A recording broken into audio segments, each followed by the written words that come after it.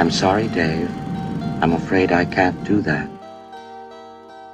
Je vais lui faire une offre qu'il ne pourra pas refuser. Can she be late for her cinema show? Antoine Douanel, Antoine Douanel, Antoine Douanel, Antoine Douanel, Antoine Douanel, Antoine. Le monde se divise en deux catégories. Ceux qui ont un pistolet chargé et ceux qui creusent. Toi, tu creuses. Parlez-vous, con de mime! Je suis un homme. Ah, personne n'est parfait. J'aime l'odeur du napalm au petit matin. Vous avez de la pâte? Vous avez du sucre? Alors avec la pâte, vous faites une crêpe puis vous mettez du sucre dessus?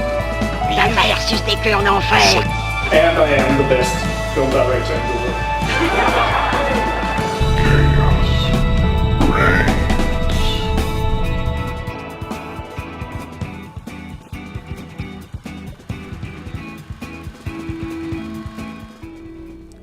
Et bonsoir à toutes et à tous et bienvenue dans le Cinéma Show sur Radio Campus Montpellier et sur Twitch.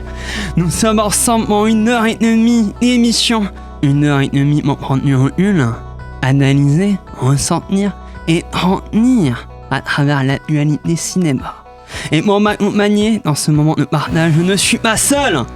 À mes côtés, Lucas, celui qui fait trembler les murs, qui analyse sa puissance et la transforme aujourd'hui en énergie sur un rythme de gâche. Lucas, comment ça va? Ça va. Prêt à donner le meilleur de toi-même, mon catcheur préféré? Oui, et vous, coach Lulu?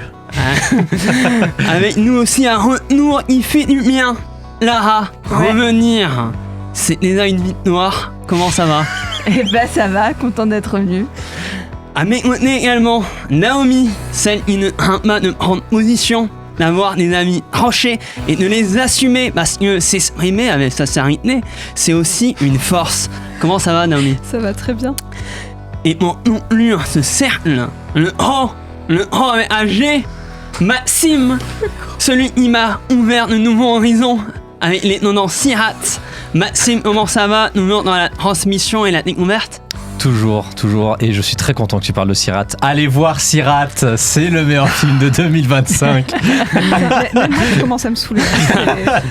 Et parce qu'on a un projet de lien sans une équipe solide en régie, on Yanis et expert du son d'ailleurs, et accompagné par le fabuleux Simon et la fabuleuse Solène. Merci à vous, ceux qui font en sorte que nous résonne juste.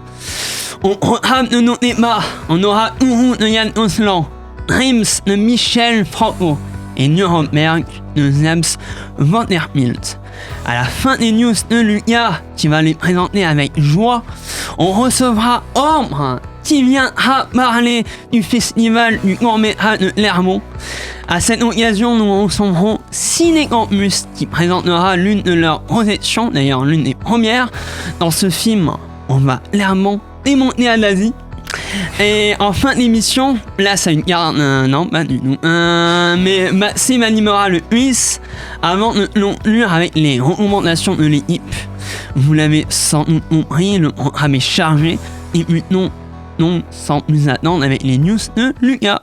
Now, Buffalo's #1 news team. Good evening and welcome to Eyewitness News at 6. I'm Susan Ortega. And I'm Evan Baxter, and here's what's making news. Lucas, mon singe des forêts, présente-nous ce merveilleux. Eh bien, avec plaisir. Si vous vous demandiez encore comment Dominique Toretto va échapper à l'effondrement de ce putain de barrage, eh bien, vous aurez la réponse le 17 mars 2028 dans Fast Forever. Le maintenant officiellement annoncé 11e volet de la saga Fast and Furious, qui arrive donc 5 ans après Fast X, alors que les deux films devaient sortir back-to-back. Louis Leterrier sera de retour à la réalisation. Va-t-il réussir à nous expliquer les 13 cliffhangers de la fin de Fast X? On verra bien. D'une grande franchise à une autre, on a eu les premières images de Cocorico 2, suite de Cocorico, film dans lequel Didier Bourdon et Christian Clavier découvraient grâce à des tests ADN qu'ils avaient des origines allemandes et Cherokee. Et bien cette fois, un nouveau test ADN apprendra à Christian Clavier qu'il est aussi turc et qu'il a un cousin qui s'appelle Mehmet Souleimanoglu, qui est aussi joué par Christian Clavier. Christian Clavier, en découvrant ça, dit « Mais je suis 0% français en fait !» Ce à quoi Didier Bourdon répond « Comme le yaourt, cinéma is back ». Moins intéressant, mais tout de même important, le réalisateur de The Brutalist, Brady Corbett, annonce son nouveau film The Origin of the World. Alors rien à voir avec le film de Laurent Lafitte. Non, ce sera cette fois un western à la vibe 70s, inspiré par un massacre à la tronçonneuse. Le projet devrait avoisiner les 4 heures et commencer son tournage en 65 mm en mai, au Portugal. Autre film au potentiel Oscar, une adaptation du jeu Roblox Still a Brain Rot est en préparation. Pour ceux qui savent pas, Roblox c'est un jeu dans lequel t'as plein d'autres jeux, et Still a Brain Rot c'est un des jeux où tu dois voler des personnages absurdes faits en IA tels que Bombardino Crocodilo, Cappuccino Assassino, Tralalero Tralala ou encore Chimpanzini Bananini. C'est les studios Story Kitchen, studio spécialisé dans les adaptations de jeux vidéo, déjà responsable des adaptations de Sonic au ciné et de Tomb Raider sur Netflix, qui sont derrière le projet. Alors ils ont réellement une trentaine de projets sur le feu, hein. C'est aussi eux qui vont faire les adaptations de Expedition 33, It Takes Two, Split Fiction, Just Cause, Sleeping Dogs, My Friend Pedro, Sifu, Slime Rancher ou encore Grow Garden, une autre adaptation d'un autre jeu Roblox. Bref, quand je dis qu'ils ont une trentaine de projets sur le feu, c'est pas une exagération. Ils ont même annoncé un film Toys R Us. Enfin, Albert Dupontel, Bébert pour les intimes, vient d'officialiser la sortie de son prochain film Il faut brûler maman. Oui Maxime, on sait qu'il l'avait déjà dit. Ouais. Le synopsis officiel de ce nouveau film, c'est: dans une famille de croque-morts, 2 sœurs et un frère se retrouvent pour les funérailles de leur mère. Le personnel étant en grève, ils doivent accomplir le protocole funéraire par eux-mêmes. Comment s'accorder pour brûler maman ? Une comédie noire comme il en a le secret, et au casting, Albert Dupontel bien sûr, mais aussi Artus, Louis Coldefi et Julia Piaton. Dupontel doit donc avoir beaucoup aimé Family Business. Le film est actuellement en tournage et il sortira le 11 novembre 2026, une sortie très proche donc. Personnellement, ça se place instantanément comme une de mes plus grosses attentes de cette année 2026. Alors, est-ce qu'il y a un de ces fabuleux projets qui vous intéresse ? Mais alors, des fois, la vie, elle est cruelle et des fois, elle t'offre un projet de Brady Corbett et style de Brain Rot, quoi. Ouais, en même temps. Non, mais lequel vais-je aller voir en premier ? Mais vraiment, là, je me dis, mais 2 monuments de cinéma comme ça qui vont venir, mais j'ai tellement hâte, quoi. Moi, j'ai une petite question concernant le film de Brady Corbett. Est-ce qu'il y aura 2 entractes ? Bah, je sais pas, parce que vu que je suis pas Brady Corbett, je peux pas te répondre, mais il faudrait qu'il y ait peut-être une deuxième entracte parce que 4 heures ça commence vraiment à faire long. Ouais, là, t'as une petite vessie après. Ouais, voilà. Non, mais c'est surtout que 4 heures, on commence déjà à faire plus haut encore que Avatar, donc c'est dire à quel point ça commence à durer un peu. The Brutalist était déjà plus long. Oui, c'est vrai. Killer of the Flower Moon était plus long, c'est vrai. Ouais. Alors, moi j'aime tellement le cinéma de Brady Corbett qu'évidemment, quand j'ai appris ça, j'étais mais dans une extase totale. Et moins en plus... que Still a Brain Rot quand même. Non, mais évidemment, on ne peut pas dépasser l'attente de Still a Brain Rot. Bien sûr. On s'entend. Bien sûr. Mais en plus de ça, il va aborder des thèmes de cinéma dont je suis profondément fan. Donc le western, c'est vraiment un des genres de cinéma que j'aime le plus au monde. Donc du coup, vraiment, voilà, moi c'est peut-être le projet qui me hype le plus pour les années à venir. Sauf Still the Brain. Moi, je pense que c'est une surprise pour personne, mais évidemment le Dupontel. Ouais, moi aussi. J'ai tellement hâte. J'ai Dupontel, il m'en manque qu'un seul, il me manque juste le créateur, c'est son deuxième film. Mais tout le reste, j'ai vu toute sa filmo et j'adore Dupontel. J'aime quand il fait de l'humour noir complet. Son premier film Bernie, c'est un ovni dans le cinéma français, tellement c'est n'importe quoi. Et surtout pour un premier film, quand tu fais Bernie, c'est ultra osé. Donc trop hâte de voir ça donne. Et surtout, j'ai hâte de faire ce que tu as pu faire et ce que je n'ai pas fait la dernière fois, c'est-à-dire réussir à choper une photo avec Albert Dupontel. Mais personne n'attend Cocorico 2 ? Non. Personne n'a envie de voir Christian Clavier jouer Mehmet non. Ouais, mais en plus, c'est pas la première fois qu'il fait un film, parce qu'il y a déjà un film l'année dernière. C'est pas la première fois qu'il fait un film déjà. Oui, il fait un film où il joue 2 personnages dans un film, parce qu'il y a le film là où il était avec Ryan Bensetti où il jouait le rôle de sa propre mère. Ouais, mais je préfère le voir en turc. Quel enfer, mon Dieu, sauvez-moi. Non, en vrai, j'ai hâte qu'on le foute dans le programme d'une émission, juste pour qu'il soit bien haut dans le flop cette année. Dans la bande-annonce, on voit que Didier Bourdon a aussi une révélation sur son personnage. Moi, j'ai très hâte de savoir ce que c'est quand même, parce que s'ils peuvent repousser les limites de plus en plus loin, j'aimerais bien trouve ça assez fascinant. Voir quel mélange d'origine ils vont faire, genre germano-quoi. Moi, j'ai des idées, mais je peux pas les dire. Germano-vietnamien, tu vois, ou un truc comme ça. Moi, le racisme sera encore au cœur du projet. Ah, mais oui, mais il tape pas sur les noirs, donc c'est pas raciste. Attends, pour l'instant. Attention. Alors, nous nouveau union de Hollywood. Eh oui, après près de 20 ans sous l'ère Bob Iger, Disney tourne une page historique. Le groupe a annoncé la nomination de Josh D'Amaro comme nouveau directeur général. Âgé de 54 ans, Diamaro n'est pas un inconnu, il dirige depuis 2020 Disney Experience, la branche la plus rentable du groupe, qui regroupe les parcs, hôtels, croisières et produits dérivés. À elle seule, cette activité a généré 36 milliards de dollars de chiffre d'affaires en 2025. C'est notamment sous son impulsion que Disney a renforcé ses franchises dans les parcs avec des attractions très populaires comme Star Wars Galaxy's Edge, Avengers Campus, World of Frozen ou encore les nouvelles zones Avatar à Disneyland Resort, ainsi que la grande extension de Magic Kingdom autour de Cars et des méchants de Disney. En parallèle, Disney annonce une autre nouveauté. Dana Walden, jusqu'ici coprésidente de Disney Entertainment, en gros c'était elle qui supervisait les activités mondiales de médias d'information et de contenu du groupe, elle devient donc présidente et directrice créative. C'est un poste totalement inédit chez Disney. Elle aura pour mission de superviser le storytelling et la créativité sur l'ensemble des plateformes cinéma, télévision, streaming et parcs, afin de garantir une identité forte et cohérente de la marque Disney. Elle travaillera directement avec Josh D'Amaro. Bob Iger, quant à lui, figure centrale de Disney depuis près de 2 décennies, quitte donc enfin la direction du studio aux grandes oreilles. Revenu en 2022 pour redresser l'entreprise et préparer sa succession, il va néanmoins rester conseiller senior et membre du conseil d'administration jusqu'au 31 décembre 2026, date de sa retraite définitive. Josh D'Amaro et Dana Walden prendront officiellement leur fonction le 18 mars 2026, à l'issue de l'Assemblée Générale. C'est bien sûr un changement énorme pour le studio, mais peut-être est-ce pour le mieux. Comment est-ce que je dis ça juste parce que D'Amaro est un grand fan des Muppets? Non, pas du tout, pas du tout. D'ailleurs, le nouveau special des Muppets est sorti aujourd'hui sur Disney+, donc allez le voir s'il vous plaît. Et vous, est-ce que vous avez un avis sur ce gros changement chez Disney? Je suis un peu inquiet de ce changement parce que tu dis justement que le gars qui maintenant est à la tête de Disney, c'est surtout le gars qui était spécialisé dans les parcs, les produits dérivés, etc. Et du coup, ça peut-être me fait un peu flipper sur l'avenir cinématographique de Disney. Quand on sait que c'est de plus en plus mitigé parce que d'un côté on a des gros succès genre Zootopie 2 etc, et de l'autre ils continuent de s'entêter à chaque fois. C'est on fait un live action, il marche pas, ah mais attendez finalement il marche, donc en fait on va continuer à en faire, alors que tout le monde sait très bien que c'est pas bien. Oui, donc tout le monde sait très bien que c'est pas bien, mais ça fait quand même $1 milliard. Mais ça fait $1 milliard parce que les gens ont décidé de regarder du caca, c'est pas grave.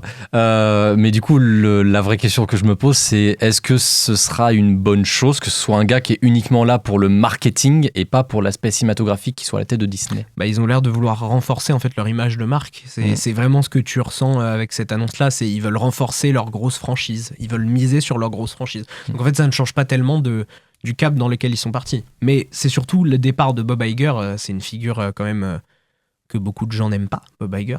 Donc à voir comment D'Amaro va s'en sortir en fait. S'ils font baisser de 10 balles le prix de l'abonnement Disney+, moi ça me va. Oui, Maxime. Oui. Avec 36 milliards de dollars de chiffre d'affaires, ils vont baisser l'abonnement Disney+. Certes. On y a eu une grande actrice iconique. C'était la maman la plus connue du cinéma, même si elle perdait tout le temps l'un de ses gamins. Chez Tim Burton, elle était parfois poupée de chiffon, parfois belle-mère fantasque, parfois petite fille à chat. Catherine O'Hara nous a quittés à l'âge de 71 ans. C'est un véritable choc pour le monde du cinéma. De nombreux hommages sont apparus sur les réseaux sociaux. Tim Burton, Danny Elfman, Meryl Streep, Alec Baldwin ou encore Pedro Pascal, mais surtout Macaulay Culkin, qui jouait son fils, Kevin, dans Maman, j'ai raté l'avion, et qui a posté un message sur les réseaux sociaux. Maman, je croyais qu'on avait le temps. J'en voulais plus. Je voulais m'asseoir dans un fauteuil à tes côtés. Je t'ai entendu, mais il y a tellement plus de choses que je voulais te dire. Je t'aime. On se verra plus tard. Rien que cette année, pour son rôle dans The Studio, Catherine O'Hara a été nommée aux Golden Globes et aux Satellite Awards, parce que ce n'était pas qu'un grand nom du cinéma, pas qu'un grand nom du doublage, parce qu'elle a prêté sa voix dans L'étrange de Monsieur Jack et Frankenweenie, certes, mais aussi dans Le Robot Sauvage, Un monstre à Paris, Max et les Maxi-Monstres, encore Nos voisins les hommes. C'était aussi un très grand nom de la télévision. Skid Creeks, The Last of Us, The Studio, 6 Feet Under, Tales from the Clique, Les désastreuses aventures des orphelins Baudelaire, tant de séries iconiques dans lesquelles O'Hara a brillé, tant de séries qui lui ont valu de multiples récompenses. Personnellement, c'est une vraie partie de mon enfance qui s'en va. Je ne compte plus mon nombre de visionnages de Beetlejuice. Delia Ditz, j'adorais la détester, puis est arrivé le 2 et je l'adorais tout court. Je terminerai donc avec un extrait de Beetlejuice 2. C'est la scène juste après la mort de son personnage où elle se retrouve dans l'au-delà. J'espère que ça se passe mieux pour elle que dans le film. En tout cas, merci Madame O'Hara pour tous ces moments d'émotion, mais surtout pour tous ces moments de rigolade que vous nous avez offerts. I would come right back. Excuse me. Sorry. I'm just late for a wedding. Yes, one question. How do I get out of here? Because someone made a terrible mistake. I'm on a break. Take a number, take a seat. No, you see those asps? They were defanged. I paid extra for that. Honey, You're dead, okay? Now take a number and sit down. Is there perhaps anyone here who has the power to help me? Did that line used to work for you? I'm not dead! Well, you know what? My husband's here. Charles Dietz. Yes, he can fix us. You call him. He can fix us. He can fix anything. Not anymore, he can't. No, wait, I know people. Oh, I know people. I am people. Wait. No. Beetlejuice. Oh, no. Beetlejuice.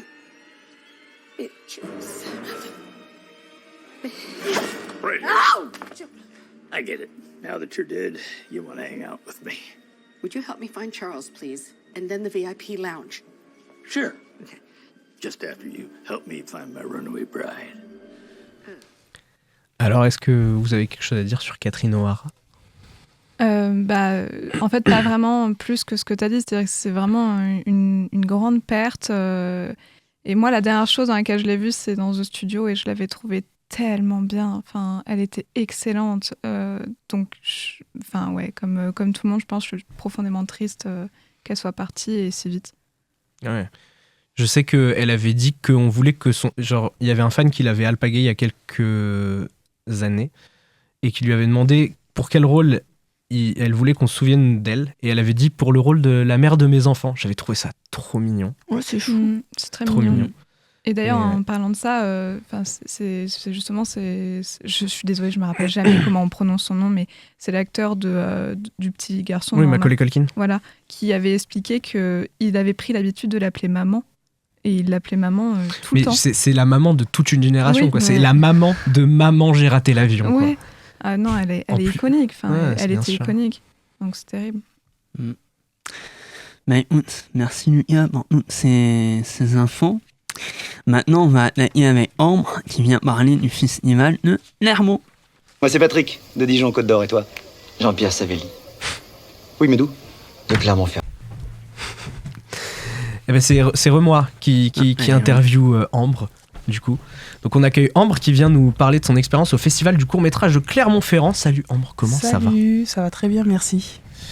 Avant tout, est-ce que ça va? C'était bien? T'as passé un bon moment là-bas? Très bon moment. Ouais, c'est l'ambiance. Très bonne ambiance, tout le monde est sympa, tout s'est bien passé, beaucoup de séances, beaucoup de films. Ouais, des belles rencontres. Oui. T'as pu aller au marché du film. Exactement. Eh ben parle-nous de ce marché du film.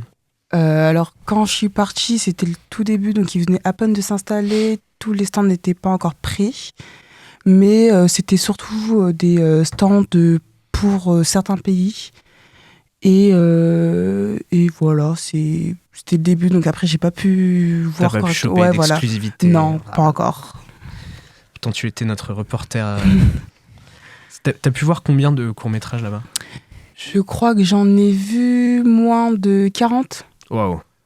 Il va falloir nous en parler. Est-ce que t'as des coups de cœur, des recos? Alors oui, y en a un qui s'appelle Coyote. C'est un film qui se passe... je sais plus où exactement, peut-être en Iran, et on suit une fille qui a en fait le pneu dégonflé, et un monsieur va proposer son aide.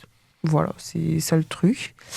Après, il y en a un autre d'une personne que je connais qui s'appelle Quand tu joues, qui était en compétition nationale, qui a été tourné à Montpellier aussi, qui était très bien, de Emma Semeria aussi.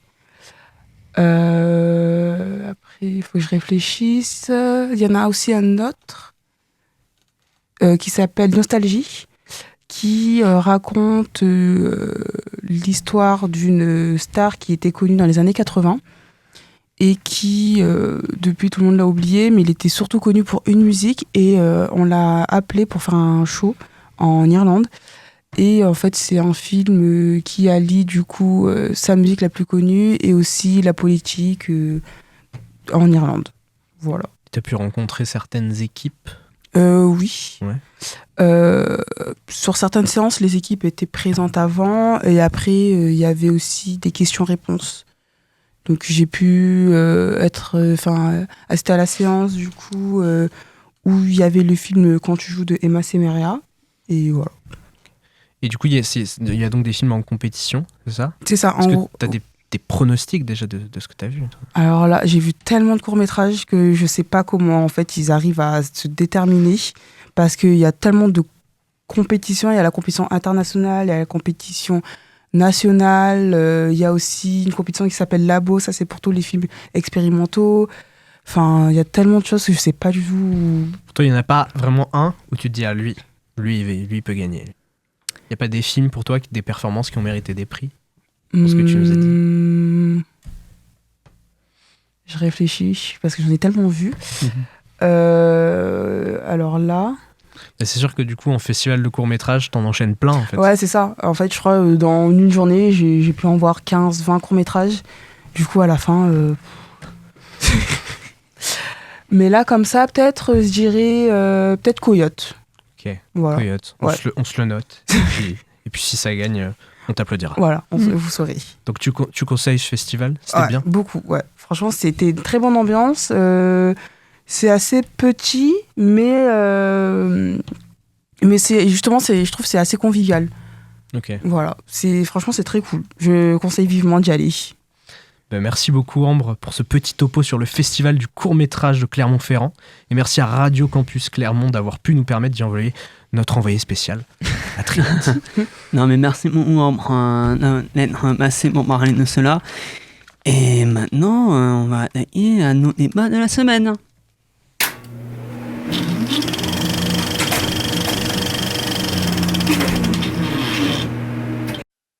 Aujourd'hui, on va parler de Kourou, Dreams et Nuremberg. Et on va se focaliser sur un grand film, Kourou.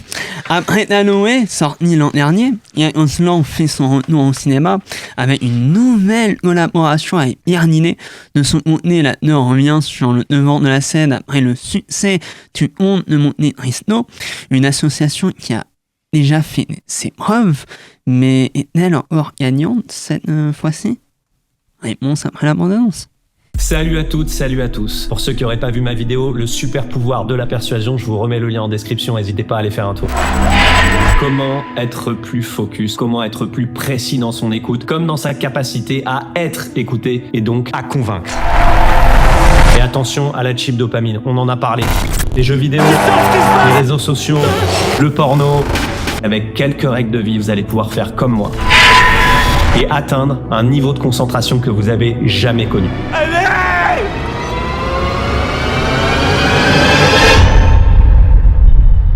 Matt, qu'est-ce que t'as fait ?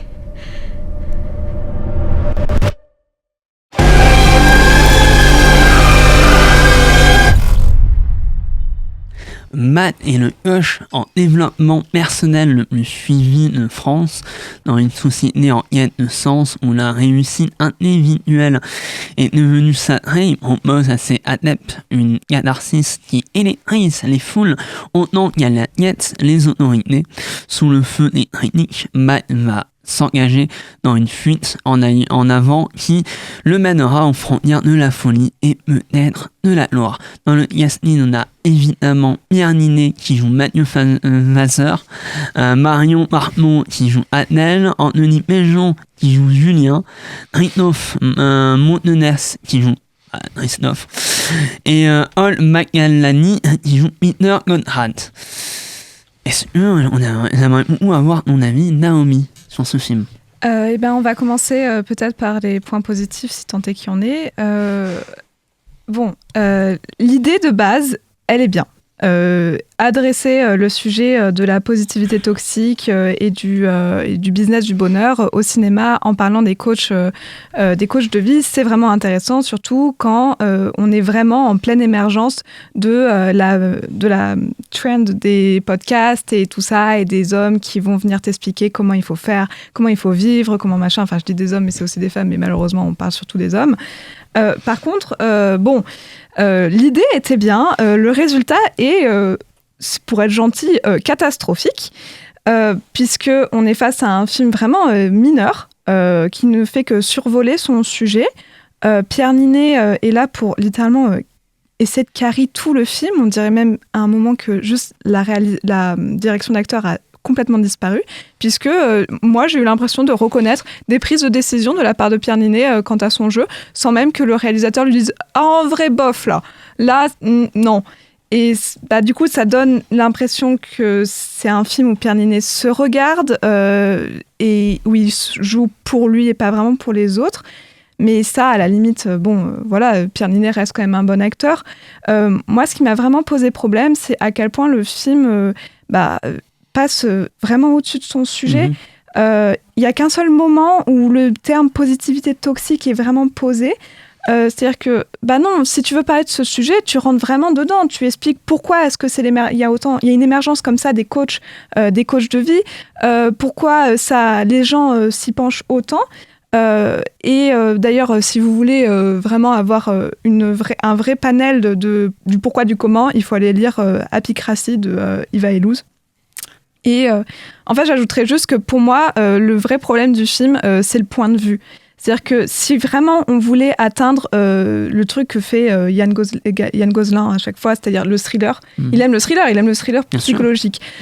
Ça aurait été en fait de prendre le point de vue de quelqu'un qui tombe dans les méandres de ça. Qui le subit, pas le coach en fait. On aurait pu intégrer le coach, mais en fait il aurait fallu qu'on suive un personnage qui rentre dedans et qui rentre dans la boucle infernale de plus pouvoir, d'être endetté émotionnellement, personnellement, socialement, tout ça.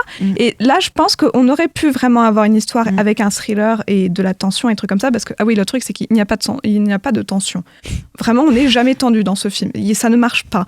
Non. Et donc je pense qu'il aurait juste fallu un autre point de vue, un point de vue qui n'est pas celui de... Mais j'aime bien nos mots mineurs, parce que en ce moment, Yann Gozlan, il fait un des films mineurs, oui, je suis d'accord, qui n'est pas à la hauteur des 3 premiers films qu'il a fait, Captif, Un homme idéal, un autre un peu sous-estimé malheureusement, c'est Bonne Horte avec François Civil, et aussi Boîte Noire, bien sûr.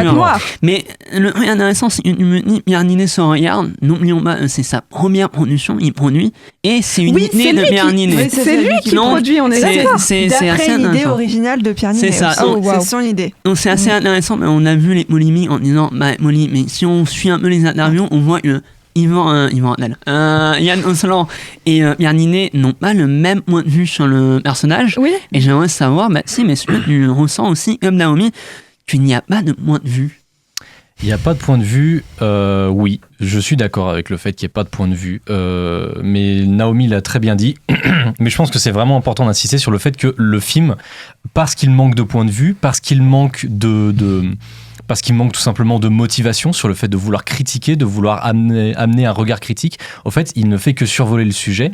Et résultat, on en arrive à un stade où on a un film qui aurait pu être éminemment critique sur les dérives sectaires, sur les dérives des influenceurs, parce qu'on en a plein, on a les influenceurs nutrition, les influenceurs d'extrême droite, les influenceurs masculinistes, on a vraiment tout un réseau qui aurait pu être intéressant à étudier et à vraiment décortiquer, et au final, on a un film qui juste veut pas se mouiller, veut brouiller personne, et qui, parce que ne veut brouiller personne, se contente simplement de faire le minimum syndical. Je suis pas sûre d'être d'accord sur ce que tu dis avec le fait qu'il essaye de brouiller personne. Ça, pas du tout, je suis pas d'accord du tout. Je suis pas sûre que ce soit ça. Il fait passer toute une profession pour une bande de connards, il brouille personne. Oui, et en fait le truc c'est, autant moi j'ai parlé du fait que l'histoire du coaching c'est très mise en avant. Après là vraiment pour le coup le film il avait décidé de parler d'un type de coaching qui est l'industrie du bonheur et la capitalisation du bonheur. Donc après les masculinistes c'est pas du tout leur matière, tu vois. Enfin ils vont pas aller chercher à rendre les gens plus heureux. Mais c'est pas ça qui les fait fonctionner. Mais ça aurait quand même été intéressant de traiter ce sujet-là. Et je trouve que ça aurait été d'autant plus utile à la volonté de vouloir émettre une critique sur ce monde-là et sur ce monde des influenceurs. Mais le vrai problème, par contre, il va falloir qu'on en parle. Ça a fait un peu le tour sur les réseaux, mais c'est bien quand même qu'on en parle. Pourquoi Cyril Hanouna est dans ce film ?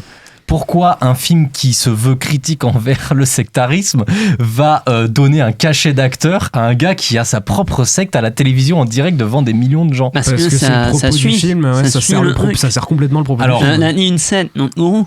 On a dit une secte. avec Cyril Hanouna. Dans le film, ça s'appelle Ourou et ça parle de ça aussi. Oui, non, mais au fait, le problème, c'est que là, il utilise ce plateau de Cyril Hanouna pour légitimer son sectarisme. Après, ils ont utilisé le plateau avec un élément important. Mais c'est pas le plateau pour montrer le plateau. Il révèle une révélation importante qui va jouer dans le récit du film. Oui, mais il y a des volontés. Mais c'est pas anodin quand même d'utiliser ce truc-là, et je trouve ça d'autant plus problématique la justification qu'ils ont apportée derrière, parce qu'ils partaient du principe que le personnage de la ministre qui avait pour projet de faire passer cette loi anti-influenceur, etc., elle s'exprimait sur des médias type France Inter, etc., et ils sont partis du principe qu'ils voulaient un média qui soit opposé à ce média de France Inter, etc. Et donc, ils sont partis sur l'idée de... Je suis pas sûr que ce soit ça. C'est la justification qu'ils ont donnée sur les réseaux. C'est la justification qu'ils ont donnée sur les réseaux. Et c'est une justification qui est tronquée. Et c'est important de le dire. Au fait, ils ont pris juste Cyril Hanouna parce que c'est le groupe M6. Et parce que Cyril Hanouna, il est sur W9. Il a juste pris son cachet d'acteur parce qu'il fait partie du groupe des chaînes. C'est tout. Si tu veux. Mais moi, je trouve que c'est malin de prendre Hanouna, quoi. Je trouve que c'est-à-dire que tu critiques le fait que le film veuille pas se mouiller, que le film veuille blesser personne, machin, mais il utilise Touche pas à mon poste pour montrer un connard qui ment ouvertement à la télé, sur un plateau de télé, et en étant sûr qu'il y aura aucune répercussion. Donc quel plateau de télé il choisit ? Touche pas à mon poste. Oui, mais c'est quand même problématique d'avoir choisi Cyril Hanouna. Oui, si vous voulez, mais du coup, c'est pas vrai de dire que c'est pas justifié. Oui, non, mais je suis d'accord avec toi que c'est justifié, mais je trouve que c'est quand même problématique de mettre en scène Cyril Hanouna, qui est quand même qui a été jugé agresseur sexuel. Et enfin, c'est trop grave. Je suis d'accord. Il a des actes de zoophilie. Mais je déteste Hanouna autant que vous. Oui. Mais c'est juste le fait de dire que c'est pas justifié, c'est pas vrai. C'est justifié. Non, mais je suis d'accord. Ils ont choisi une merde pour parler d'une merde. Oui, et puis en plus de ça, ils ont choisi un plateau télé où on donne la parole à n'importe qui. C'est ça, c'est complètement le sujet du truc. Dans la logique du film, oui, c'est-à-dire que c'est effectivement le choix le plus logique, entre guillemets. Après, comment dire, tu vois, ils nous auraient sorti Légende. Pour moi, c'était le même effet, tu vois. Quitte à donner la parole à n'importe qui. Je défends pas le fait d'avoir donné un cachet d'acteur à Hanouna. Je défends le fait de... C'est logique qu'ils aient choisi Touche pas à mon poste. Oui. Après... surtout vu que M6 a son rôle à jouer dans la production du film. Donc, oui, c'est pour ça. Je suis d'accord que les gens, ça aurait fonctionné. Oui, les gens, ça aurait fonctionné aussi complètement. Après, il y a des volontés assez bizarres. Par exemple, on a parlé de la femme du Sénat. Il y a une immense scène du Sénat. Un super titre de film, pardon. La femme du Sénat. Non, mais le nom, il y a un manque de respect. Mais la personne qui joue, qui représente le Sénat, elle enquête sur Pierre Ninet. On la voit dans France Inter, comme tu as dit, mais on n'a pas de suivi sur son récit. Oui. Et elle représente la femme du Sénat, je suis désolé, j'ai oublié le nom, qui représente vraiment la technique, l'approche de l'attaque de ces sets-là. Et Lara doit avoir ressenti aussi des volontés qui, en fait, ne finissent jamais. Je sais pas si je peux répondre à ta question, parce qu'en fait, déjà, de base, je sais toujours pas si j'ai aimé le film ou pas. Oui.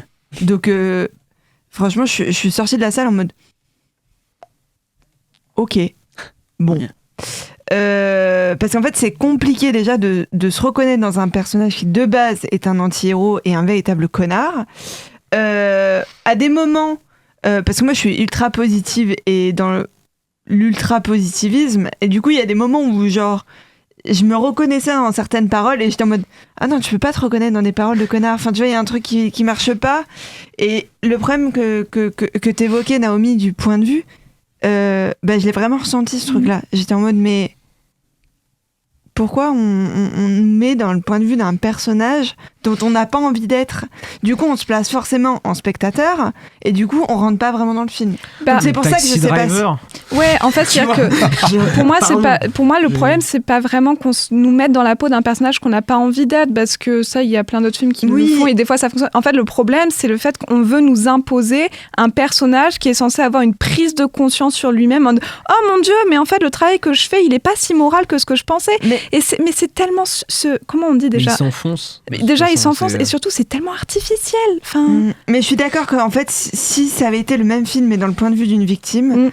J'aurais kiffé le film, je pense. Et vraiment, le fait d'être dans le point de vue de ce connard, je suis vraiment pas rentrée dedans en fait. Ouais. Enfin, je suis restée en spectateur et j'étais en mode bon je bouffe mes popcorn et ciao quoi. Et en plus c'est très perturbant parce que Pierre Ninet apparaît tellement à l'écran. Enfin, je me rappelle pas du Pierre Ninet. Pierre Ninet fait du Pierre Ninet. Je me rappelle clairement. même pas d'une scène où il n'est pas à l'écran. Et donc, du coup, on t'impose ce personnage avec des musiques, avec des plans, avec machin. Et t'es là, ok, donc en fait, tu veux que je rentre en empathie d'une manière ou d'une autre avec ce mec, sauf que, non. Je crois que tu nous as tous fait bugger, attends. Non, mais c'est vrai, non, t'as raison. Là, c'est vrai. On voit Marion Marmot. Alors, il fait ses moments de. Ouais, mais il est quand même là. Mais tu vois, il est quand même là. présent dans la scène. Mais le seul plan où il n'est pas dans le plan. Non, là, si, non. Bah attends, qui est malvenu. Hein? L'accident de moto. Alors faut qu'on en parle 2 minutes de la scène de l'accident de voiture. Déjà, il y a l'accident de moto et il y a le plan où on ne le voit pas juste pour définir la rupture où... il se peut qu'à la fin du film, sans alerte spoil, quand c'est juste il y a des plans... Bien. Il y a des plans qui le séparent, lui, de sa chérie, pour signifier ce que veut dire la scène. C'est pas trop spoiler, ça va. Qui signifie ce que veut dire la scène, et c'est le seul moment où il n'est pas à l'écran avec l'accident de moto. Alors, Lucas, tu disais que Marion Barbeau, elle était à côté de la scène. Au fait, Marion Barbeau, elle est à côté du film. J'ai eu un gros problème avec son jeu d'acteur durant tout le long du film.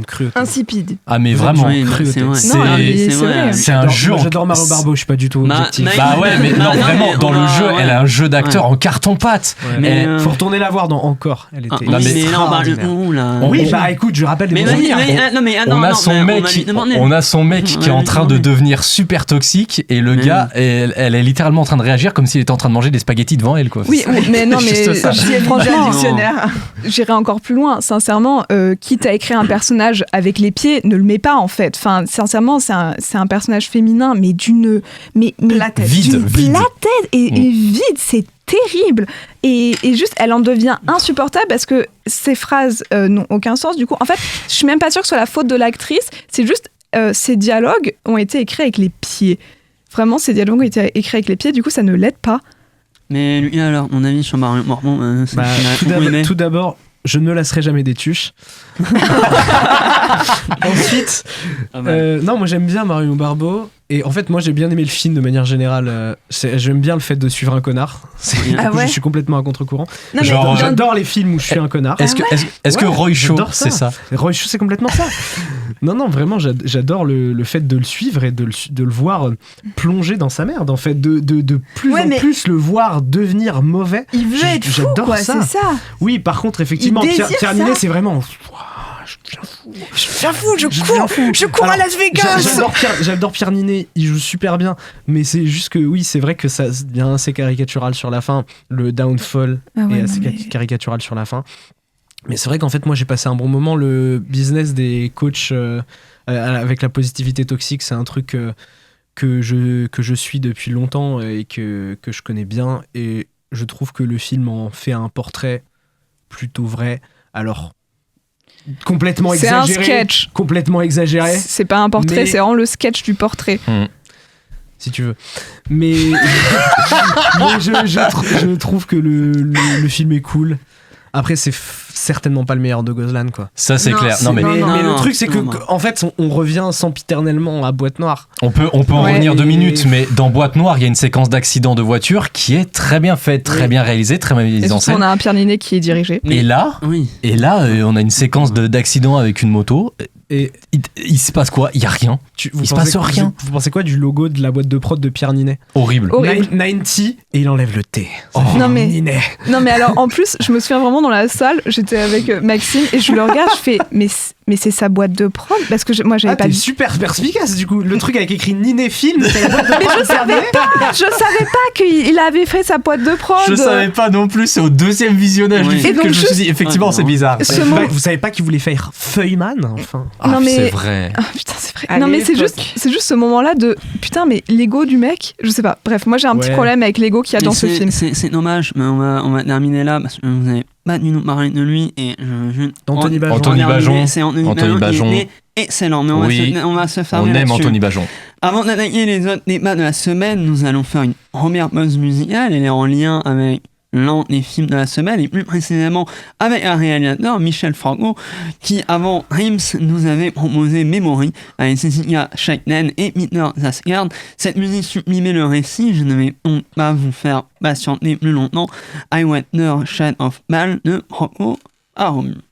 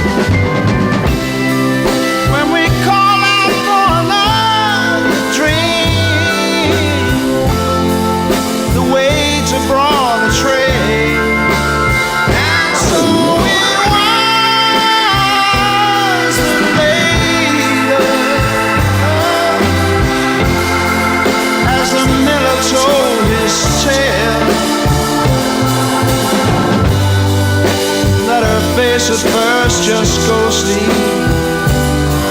Turn the wider shade of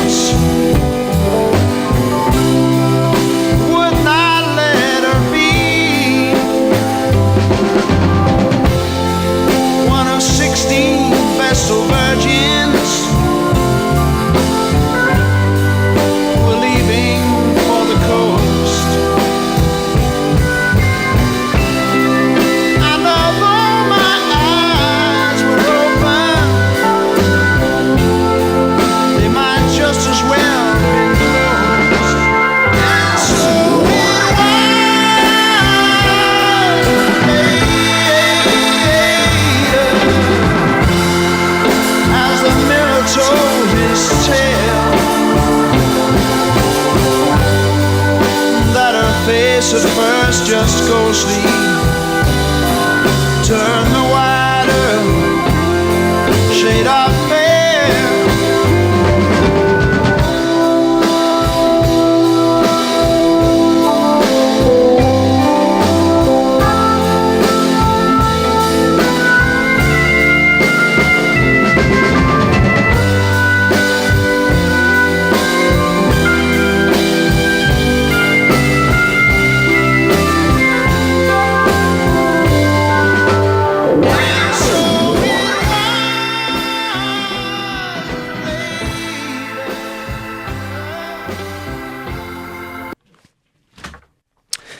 Alors, pour notre prochain débat, revenons sur un procès qui a bouleversé le monde et a inspiré de nombreux films. Mais est-ce que cette nouvelle reprise du procès a marqué nos chroniqueurs? On verra bien.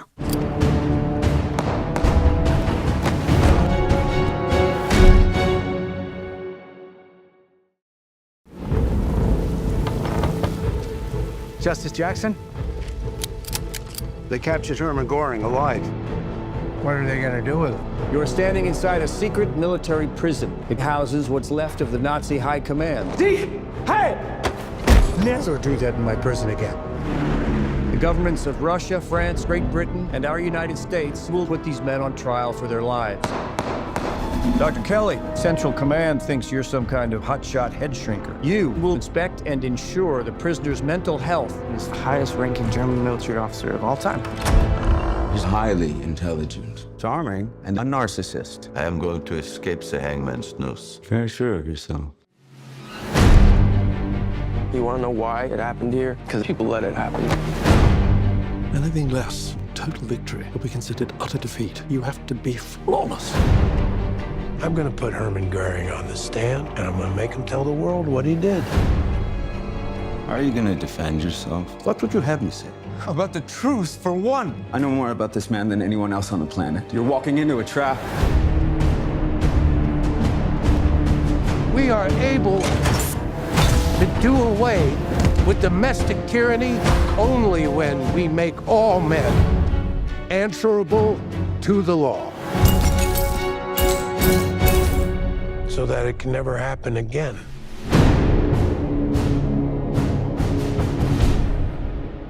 En 1945, il est retenu à le procès du régime nazi à Nuremberg. Le psychiatre américain Douglas Kelly doit évaluer la santé mentale des militaires du Troisième Reich face au manipulateur Hermann Göring. Il se retrouve pris dans un rapport de force. S'ouvre alors un duel avec le mal absolu. Dans le casting, attention, c'est très prodigieux. Il y a Russell Crowe qui joue Hermann Göring, Rami Malek qui joue Douglas Kelly, Richard N. Horn qui joue Sir David McWell 5. Il y a Michael Shannon qui joue Juge Robert Jackson et Lynn Woodall qui joue Sergent Owen Ritz. J'aimerais beaucoup avoir mon ami Lara sur Nuremberg. Bah, moi j'avoue, j'ai bien aimé, j'ai même adoré le film. Mais je sais pas si on peut dire qu'on adore ce genre de film parce que c'est un peu badant quand même. On peut pas nier quand même, comme certains le font, oui, que la Shoah existe, quoi. Quand tu vois le RN, ce qu'ils disent. Pardon. Pas de soucis. Vas-y Clara, il n'y a pas de soucis, c'est tout bon. Non mais c'est les émotions, on comprend Clara. Il n'y a aucun problème. Nous aussi on est très émus dès qu'on parle des nazis. C'est terrible. Non mais dans ce film, on revoit des images de la Shoah et vraiment des images documentées et tout. Et je suis en mode... Enfin vraiment, moi en tout cas j'ai eu des frissons tout le long. Et perso... Le film il fait 2h30 mais moi j'ai pas du tout vu le temps passer. Et puis Rami Malek, en fait je l'ai trouvé hyper touchant, même si il se confond et il tente une relation un peu bizarre avec Göring là, Russell Crowe. Moi j'ai bien aimé en fait Rami Malek. En fait j'aime bien les rôles de psy. Je trouvais ça mignon. Trop mignon Hermann Göring. il est bacard un peu. Oh non, c'était de trop. Et non, Russell Crowe dans le rôle du connard de Göring, ça lui va bien, ce rôle de grand connard. Et je trouve que et je trouve que pour un Américain, enfin je sais pas s'il parle allemand dans la vie. Moi non plus je parle pas allemand, mais en tout cas j'ai trouvé que son allemand était fluide et j'ai pas senti de bug de langage et tout. Et pour ça chapeau parce que c'était pas évident d'apprendre une langue comme ça en un claquement de doigts. Et l'allemand je trouve que c'est pas évident non plus. Voilà. Il a appris le russe, Craven si je me trompe pas. Ah oui, Craven ça arrive avec fun. Mais quel non enfer. mais d'ailleurs on l'a peu vu en ce moment jouer un rôle aussi je pense mémorable, marquant Craven je pense. Ouais, Craven et c'était... j'aimerais bien avoir mon avis Lucas, est-ce que le retour soi-disant de Russell Crowe est marquant? C'est moins bien que Craven mais non. Pardon. Non. Je brise la glace, c'est pas moins bien que Craven. En fait moi j'ai plutôt bien aimé le film, je trouve que Russell Crowe il est très bon, mais j'ai un problème avec le fait. Le film est tellement romancé, en fait, c'est fou. Quelle horreur. On dirait un film d'action un peu léger américain avec alors j'ai bien aimé le personnage de Rami Malek. En fait le truc c'est que le film, tu passes un bon moment devant, c'est un divertissement cool et tout, mais ça oublie presque que c'est un film qui que ça parle d'une histoire vraie, que ça parle de la Shoah. Ça parle d'un génocide en fait. Par contre ce que donne cette ambiance très légère, ça fait que le moment des images d'archives, il est encore plus impactant, je trouve. Oui. Complètement. Ça, c'est bien joué. Franchement, je trouve que c'est super intelligent d'avoir fait ça comme ça. Mais par contre, ça fait que tout le reste du film est super léger, quoi. Alors qu'il va parler avec Hermann Göring, c'est quand même le gars, c'est quand même le troisième... le second du régime nazi. Bon. C'est censé être le successeur du Führer. Führer. Le successeur d'Hitler. Et... Oh, on va être banni sur Twitch, pardon. Je redirai plus Hitler. C'est comme Voldemort, faut pas dire le mot. Il a dit le H-word. Mais non, en fait, je trouve que le film est très cool, très sympa, très, très cool à regarder, mais que c'est peut-être pas ce qu'il aurait dû être, en fait. Il aurait peut-être pas dû être très cool, très divertissant, très sympa à regarder. Il aurait peut-être dû être plus dur et plus impactant. Et le fait de peut-être l'avoir fait pour une plus large audience, je trouve que ça le dessert un petit peu. Mais je poperai toute ma vie pour Michael Shannon. Mettez-le dans tous les films, s'il vous plaît. Si vous m'entendez, je veux Michael Shannon dans chaque film qui sort au cinéma. D'accord. Vraiment, je suis d'accord. Mais oui, mettez Michael Shannon partout. Est-ce que Michael Shannon dans Roy Show 2? Mais oui, bien sûr. Dans l'Utopia 2 aussi. C'est partout. Alors... Personnellement, moi je les ai un peu sentis passer, les 2h30 de film notamment. Moi pas trop, je rajoute ça. En vrai, moi je trouve que le rythme est plutôt pas mal. Voilà. Je comprends, vraiment je comprends. Et c'est ok. C'est bien qu'on fasse toutes ces vannes sur le film, sur la Shoah, vraiment. On a choisi le bon moment pour être rigolo. Non mais par contre... je vais te rejoindre sur le fait que je suis vraiment pas fan de la forme qu'a pris le film. C'est-à-dire qu'on parle d'un sujet vraiment compliqué, surtout en ce moment, et je suis pas sûre que construire un film avec une petite vibe de Spielberg un peu héroïque. C'est vrai qu'il y a un peu de ça. Il y a un peu de Spielberg, mais qui fait pas des films de guerre. Hein. C'est juste Spielberg qui fait des petits films gentils, genre attrape-moi. Mais c'est E.T. était un nazi. Genre. Ouais, c'est attrape-moi si tu peux, mais là c'est Hermann Göring, tu vois. Ça pose problème. Il y a Hugo qui a rigolé à ma blague. Non, ça pose problème. Et alors, j'avais un autre truc à dire, et là ça vient de me sortir de la tête. Est-ce que Maxime, tu peux enchaîner le temps que je retrouve ce que je Meuble. Alors, moi, je peux par contre éventuellement dire que je suis d'accord sur le fait que... Vas-y, alors je te laisse la parole. Finis ta phrase. D'accord. Non, j'allais juste reprendre les critiques sur le fait que oui, effectivement, c'est pas super quoi. Enfin, parce qu'on a vraiment un personnage de Rami Malek qui sait pertinemment que Göring, c'est Göring, hein. Oh, mais tu m'as volé ma remarque. Mais qui pourtant va se dire, en vrai, il peut avoir des bonnes facettes, et puis finalement, c'est quoi le bien, c'est quoi le mal, est-ce que finalement, c'est pas un méchant gentil ou un gentil méchant, je sais pas. Mais il est en empathie. Voilà, mais sauf que... Oui, mais ça ne va pas. Parce qu'il a... Je comprends pas comment tu peux écrire un personnage qui en oublie le simple fait que c'est un nazi. Voilà, et je comprends pas comment est-ce que tu peux oublier que les nazis, c'est méchant.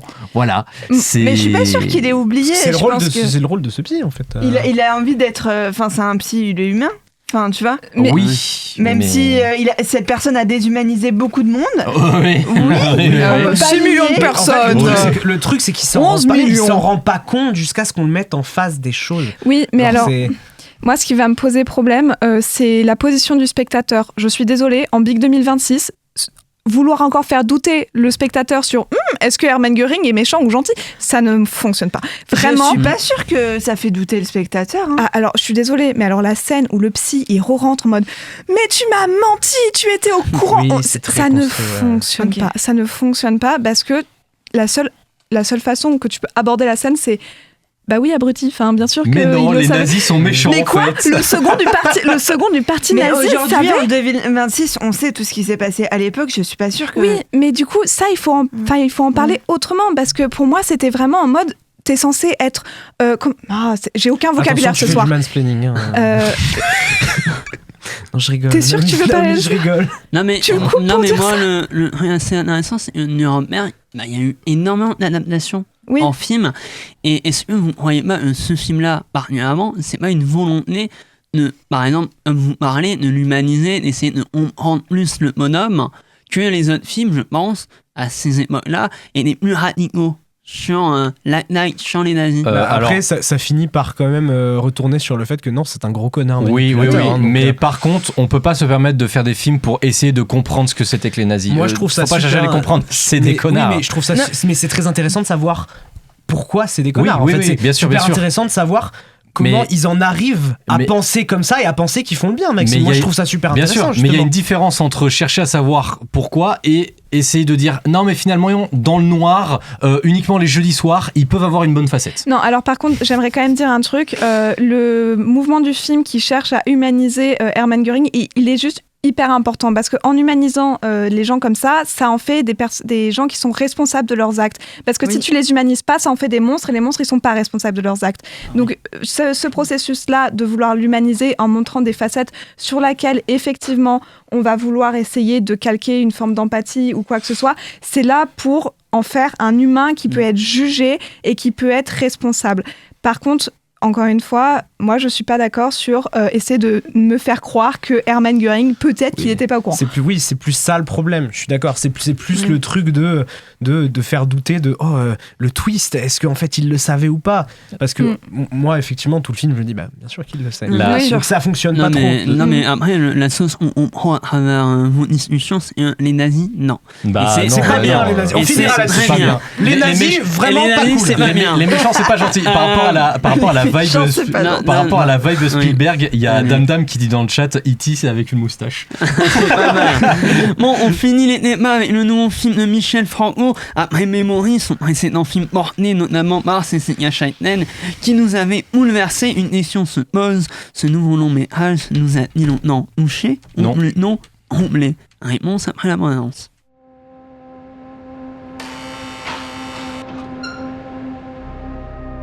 I want to thank my beautiful daughter, Jennifer, who soldiered by my side and helped make this foundation work the way it should.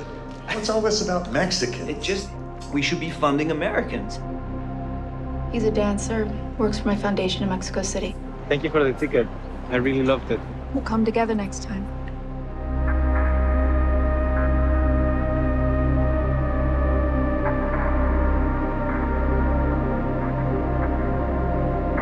Tell me a little bit about the nature of your relationship.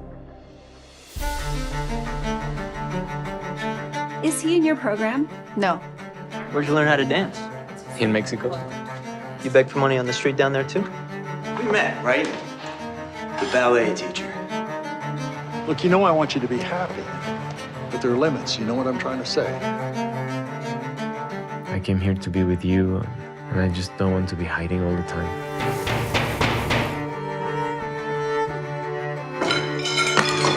We're leaving. You're ashamed to be seen with me? I don't think you care what happens to me. I'm going to tell you something. Then you decide whether or not we stay together. You tell me if you want me to come back here after. You don't know me at all. Fernando, un jeune danseur de ballet originaire du Mexique, rêve de reconnaissance internationale et d'une vie meilleure aux États-Unis. Convaincu de sa maîtresse Jennifer, une américaine mondaine et philanthrope affluente, l'aidera à réaliser ses ambitions. Il l'enlistissement de son pays, échappement de justesse à la mort. Cependant, son arrivée vient bouleverser le monde soigneusement construit de Jennifer. Elle est prête à tout pour protéger leur avenir à tous les deux, mais ne veut rien concéder de la vie qu'elle s'est construite.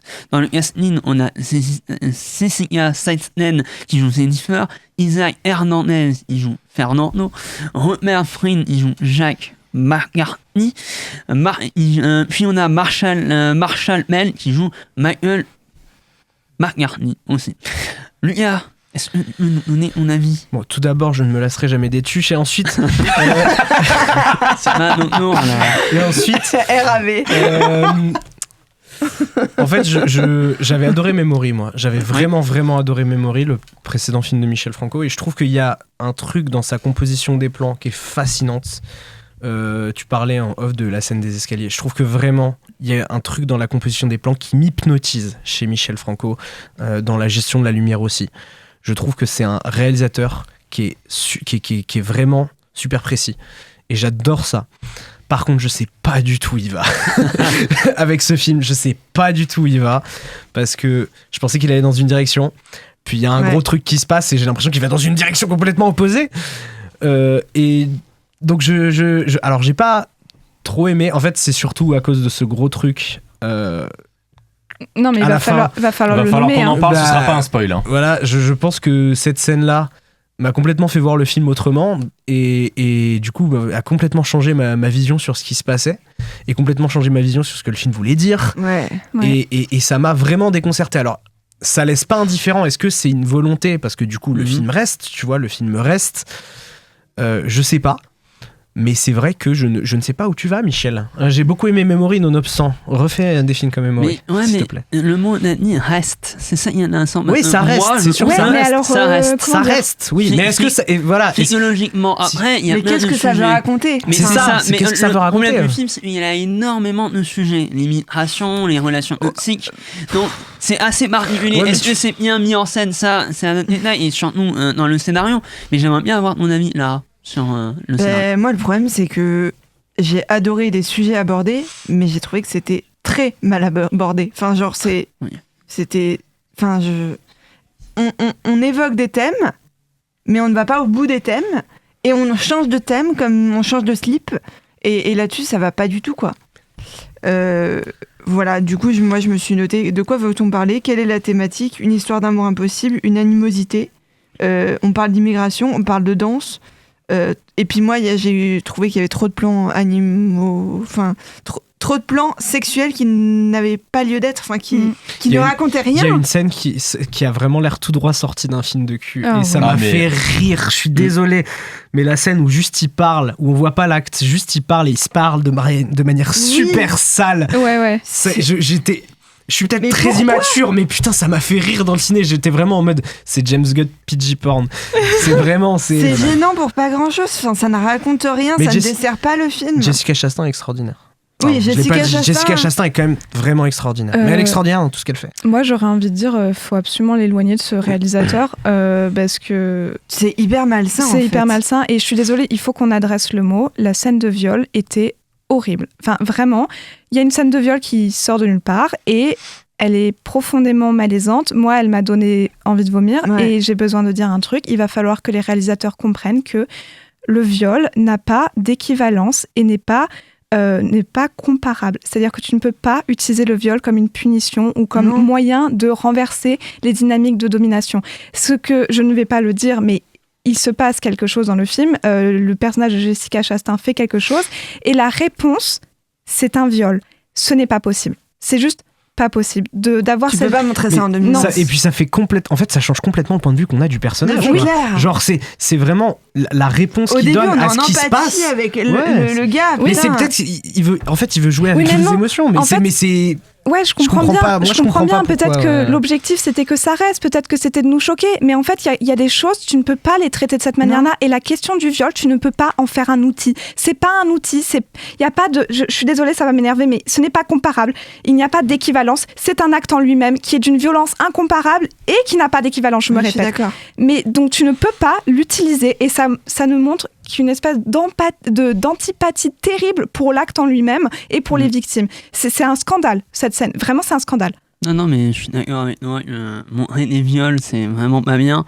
Non, c'est pas montrer des viols, c'est la manière dont il a utilisé. Après, non, c'est la manière dont ça a été utilisé. Il n'y a pas vraiment vraiment de lien. On se dit, la scène, elle arrive, mais comme ça. Oui, et ça n'a aucun intérêt. C'est vraiment assez. Il avait le choix. C'est très surtout le personnage qui est un immigré mexicain, c'est genre je trouve le truc trop bizarre avec la période qu'on vit actuellement aux États-Unis, genre et le propos du film sur l'immigration. Oui. Je trouve que je sais pas, qu'est-ce que ça fout là, quoi. Oui.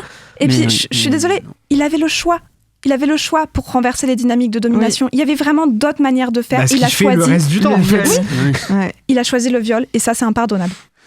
Et surtout, dans quel point de vue on est? Est-ce que du coup, tout le long, on a l'impression qu'on est dans le point de vue du gars et à la fin, ça renverse toute la situation et c'est pas possible de... Pardon, il y a quand même un long moment où on est du point de vue de la meuf au milieu du film. C'est où lui, il part Ouais. Et du coup, on est vraiment de son point de vue à elle. Ouais, mais tout le long du film, moi j'ai été en empathie avec le gars. Hein. Oui, non, moi aussi, c'est pour ça.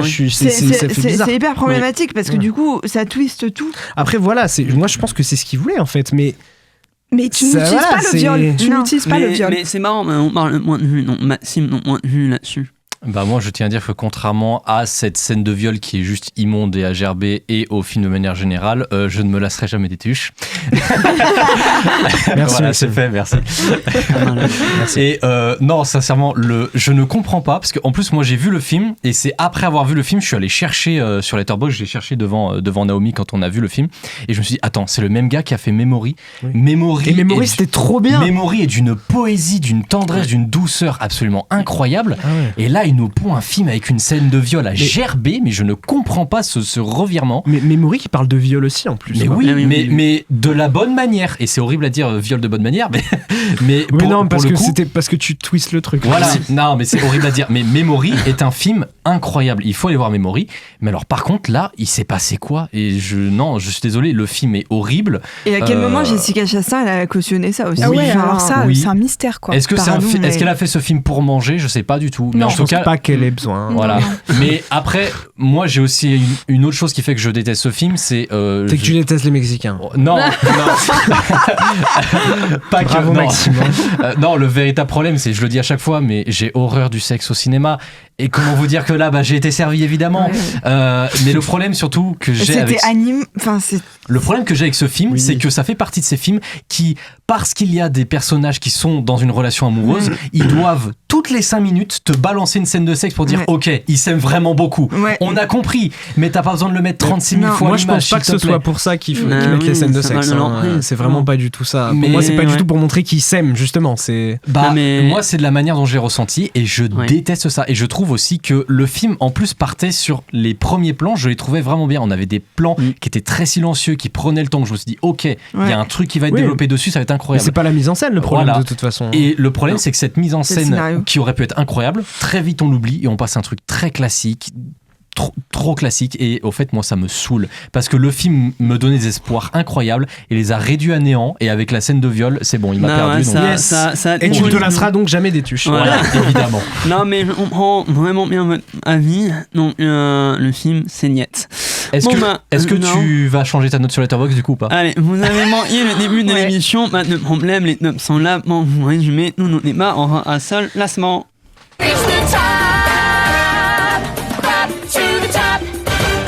On commence par le top 1 de chaque chroniqueur, puis viendra le top 3 de l'équipe de TCS. Lucas. Bézanville. Lara. Promis le ciel. Naomi. Nuremberg. C'est à contre-cœur et par défaut Nuremberg. Ouais. Moi, c'est Times. Oh là. Bon, le top 3. La troisième position, c'est Kourou. En deuxième position, c'est Nuremberg. Et en première, c'est Times. Non, c'est Bézanville. Voilà. Je suis tellement contente qu'il soit pas sur le podium. Vous avez vu notre film, Bézanville. C'est absurde et très réaliste, et je trouve que c'est un super premier film. Lara a seulement histoire un peu loufoque, et rien que pour voir Emmanuel Berco en monitrice auto-école complètement chez père, allez le voir. Marie-Charlotte, on t'aime. Un autre film, vous avez vu j'ai vu Bézanville aussi. Moi j'ai trouvé ça plutôt moyen, mais pour un premier film c'est encourageant. Donc on l'écoute pas. Mais moi je suis chiant. Allez, merci. Par contre, non, moi j'ai rien vu de ça. La Grazia c'était super. La Grazia c'était pas mal. La Grazia c'était cool. Et j'ai vu aussi avec Lucas, on a vu Les Légendaires, le film. Et on s'en fout. Donc le film c'est mon flop de l'année, ça ne bougera pas. C'est honnête. Maxime. Je vous ai parlé au début de l'émission. Ce soir, on est très heureux d'accueillir Ciné Campus qui vient nous parler de leur nouvelle production, et d'ailleurs leur première. Et on a hâte d'en savoir plus.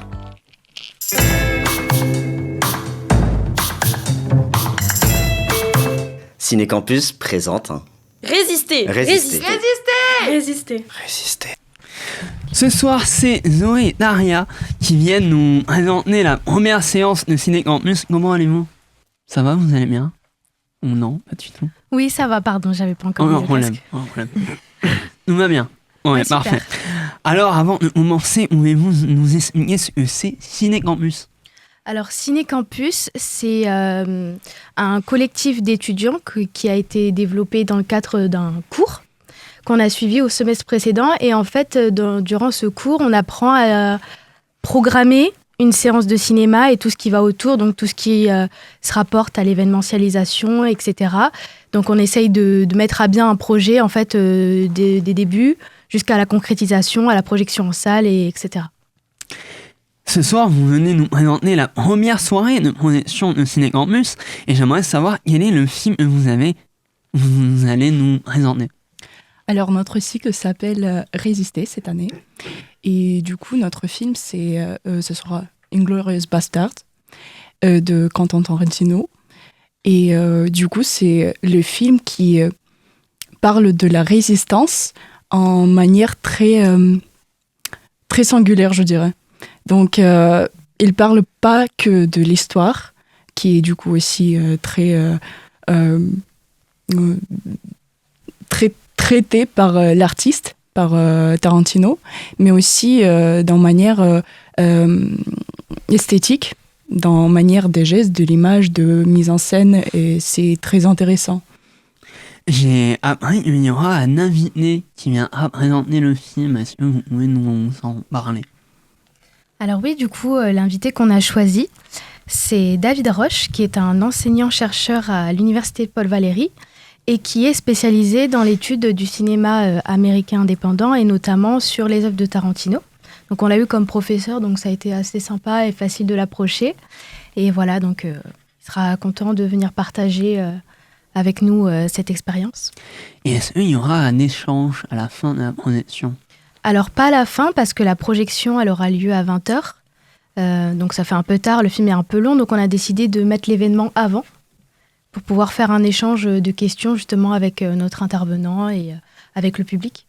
Et d'ailleurs, l'événement, quand et où ça se passe ? Alors ça se passera au cinéma Utopia, qui se situe juste à côté de l'université Paul Valéry. Ce sera à 20h. Mais la séance, elle commencera pas tout de suite puisqu'on va d'abord commencer par l'échange avec les questions. Et c'est, si je me trompe pas, le 9 février. C'est ça, c'est lundi 9 février, donc lundi prochain, c'est ça. Oui. Combien ça coûte la séance ? Ça dépend en fait, on n'a pas mis justement exprès, c'était un choix délibéré de ne pas mettre les tarifs parce qu'en fait en fonction des offres étudiantes qui sont proposées, etc., tout le monde ne payera pas le même tarif. Oui, l'application Yahoo c'est 3 euros c'est ça. Et la séance normale c'est 7 ou 8 euros si je ne me trompe pas. Oui, c'est ça. Oui, d'accord, parfait. Et évidemment, on peut trouver les informations sur la projection. Où on peut les trouver ? Alors, on a un réseau social qui est Instagram, donc Ciné Campus UPV. Et pareil sur Facebook, on a partagé toutes les informations depuis quelques jours. Et l'application, c'est pas la Yaourt. C'est bizarre, sinon Yaourt, l'application. Ah oui, mais on a... C'est moi, je me suis trompé. Ok.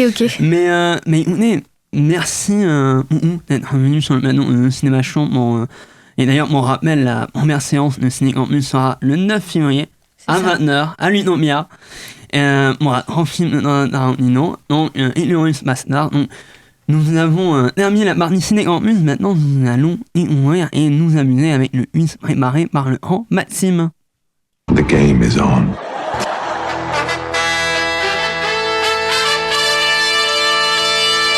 It's gonna be legendary. C'est la mer Noire. C'est votre ultime bafouille. I am sure, mais alors I am tout à fait sure que j'ai raison et que vous avez tort. Oh my God. What? No. Oh, hi, Mark. Anyway, lead on. Allons-y. Et bonsoir à toutes et à tous et bienvenue dans ce magnifique quiz que je vais présenter et que j'ai préparé ce soir. J'espère que vous allez vous régaler, que vous êtes chaud. Ce soir nous avons deux magnifiques équipes. Nous avons d'un côté Lucas et Naomi avec... Ouais. Lucas en chef d'équipe. Oh yes. Lucas V, je précise, notre présentateur préféré de ce soir. Et de l'autre, nous avons Lucas B et Clara avec Clara en chef d'équipe. Oh là là. Et oui, t'es pas là souvent, ça va le faire, ça va le faire. T'as qu'à être là plus souvent, voilà. Première question évidemment, la question c'est dans le titre. Vous devez trouver le titre du quiz de ce soir qui est un jeu de mots entre l'un des films de ce soir que nous avons chroniqué et le mot quiz. Je vous écoute. Donc c'est Maxime, donc c'est forcément un jeu de mots de merde. Voilà, merci, j'ai déjà une réputation. Donc, Ça va être un truc sans aucun sens. Mur en quiz. Mur un quiz, c'est la facilité. Hein. Mais regarde sa tête, est-ce que t'as l'impression qu'il choisit la facilité? Je ne choisis jamais la facilité, toujours la subtilité. Quizenberg. Quizenberg. Et ça va, et si tu vois qu'il va nous niquer, ça va être Mur un quiz. Il y a quoi? Dreams. Il va falloir se dépêcher, les copains, s'il vous plaît. Quiz rouge. Dream the Quiz. Non, Mur un quiz. Donc pour vous, c'est Mur un quiz. Dream the Quiz. Dream the Quiz, ok, ouais. Et pour Mur vous un quiz. Mur un quiz. Et bah c'était Quizenberg. Vous l'aviez tout à l'heure. Et vous l'aviez malheureusement. Et oui. Écoute-toi la prochaine fois. Personne n'a le point. Musique de la semaine. Dans quel film en lien avec un des films de ce soir peut-on entendre cette musique? Mal d'Aurore. Le dossier Mal d'Aurore, c'est parti extrêmement vite. Je savais que t'allais l'avoir, Lucas. J'ai entendu un sifflet, j'ai dit Kill Bill. Pas du tout. C'est le dossier Mal d'Aurore dans lequel on retrouve Anthony Bajon, qui est aussi dans Gourou, tout à fait. Allez voir le dossier Mal d'Aurore, d'ailleurs, c'est génial. En or ou en bois, parmi ces affirmations, lesquelles sont vraies en or ou fausses en bois? Première affirmation, Michel Franco, réalisateur de Dreams, a découvert Isaac Hernandez alors qu'il était invité à un spectacle de ballet par la sœur de Jessica Chastain. J'ai envie d'y croire, mais. Mais pourquoi est-ce qu'il aurait inventé ça? C'est ça, on va dire. Parce que j'invente tellement de trucs cons. Oui, bah ça c'est pas, c'est justement c'est pas assez. J'y crois. En or. En or. Alors pour vous c'est en or. Et pour vous c'est en or. C'est effectivement en or, tout à fait. Voilà. Il l'a décrit d'ailleurs comme quelqu'un qui dégage une sympathie immédiate sans le moindre effort et que c'était quelqu'un de brillant. C'est fou. Et C'est pour ça qu'il en a fait un personnage violeur. Bref. Tout à fait. Voilà. Affirmation suivante. Les réactions des acteurs face au visionnage du documentaire dans Nuremberg sont authentiques car ils n'avaient pas vu le film en amont. J'aurais dit un. Non, moi. Ouais. Tu peux pas faire ça. Alors pour vous c'est en bois. En bois et pour vous également. en bois, c'est en or. Il a tenu à ce que les acteurs ne le visionnent pas avant le tournage afin de capter les réactions naturelles. Allez, super. Donc les réactions que vous voyez, ce sont les vraies. Et enfin, dernière affirmation, Danny Boone va faire une série sur Netflix qu'il va appeler Johnny B. Loot. Bah c'est faux. En bois. L'humeur est mêlée. Une série Netflix. Il a dit Danny Boone va faire une série Netflix qui va s'appeler réalisée par Danny Boone qui s'appelle Johnny B. Loot. Allez, bisous, non. Moi j'ai eu une nouvelle de Danny Boone, mais le nom. Bah c'est pas ça. En bois. En bois pour vous. Il va faire une série Netflix. Et pour vous? Moi, ça me ferait marrer. Mais il faut pas me faire confiance. Moi, juste si ça me fait marrer. En or, c'est en or. Yes, voilà. yes. Donc, alors, c'est vieux démon. Ça fait 4-2. Ça fait 4-2 pour l'équipe de Lucas Van Acker. Alors effectivement, c'est en or. Au fait, c'est une série qui retracera l'histoire d'un club de bikers du nord de la France et qui sont fans de Johnny Hallyday, d'où Johnny B. Loot. Voilà. Question numéro 4. Là, qui a prononcé cette citation suivante? Il se distingue non seulement pour son confort et sa nature humaine, mais aussi pour son sens rare des responsabilités envers les autres. Chaque nouveau prisonnier arrivé, Mehdi a essayé de subvenir à ses besoins fondamentaux et, plus important encore, de le réconforter. Quelques mois après sa sortie, quand j'écrivais le scénario d'un simple accident, je lui ai demandé... Jafar Panahi ? Oui, tout à fait. C'est Jafar Panahi à propos de l'emprisonnement et de l'arrestation du scénariste Mehdi Mahmoudian, avec qui il a écrit Un simple accident. Okay. Donc ça fait un point de plus, ça fait 3-4 et on passe au quiz spécial de ce soir. Alors à la base je voulais faire les tueries de masse et les génocides au cinéma, mais du coup j'ai fait un truc un peu plus soft, donc j'ai fait les gentils méchants et les méchants gentils au cinéma. Donc du coup on va évoquer deux types de personnages particuliers. Les personnages qui sont décrits comme gentils mais qui finissent par être méchants, ou alors les personnages qui sont méchants qu'on fait passer pour des gentils alors qu'ils sont juste méchants. On avait compris à ta première phrase, vraiment. Donc, c'est qui celui-là? Question numéro 5. Dans quel film peut-on voir ce personnage si je vous dis Clarice Starling? Le silence des agneaux. Le silence des agneaux, tout à fait. Bien joué. Ça fait 5 à 3. Un extrait, un film. Dans quel film peut-on entendre cet extrait? L'hypnotiseur interrompt ce programme. Les Indestructibles 2. Oui, c'est parti très vite chez Lucas, tout à fait. Ça fait 4 à 5. Les Indestructibles 2. On passe à la Letterboxd, question numéro 7. Quel film a reçu cette critique négative sur Letterboxd? Ce film est tellement nul et n'a aucun sens. Taxi Driver. J'avais envie de mourir à peine la moitié du film passé. Wow. Je préfère encore manger un repas d'homme divorcé et de boire un Dr Pepper sans sucre. Mon fils de 3 ans a pleuré durant tout le long du film, histoire que j'ai eu plus envie de tuer. Ratatouille. Non. Le Roi Lion. J'ai tellement perdu de temps avec ce film que je préfère voir un manchot se faire tuer par un chef de gang nommé Jacob McDonald. Madagascar. Le monstre. Merde. Écoutez bien.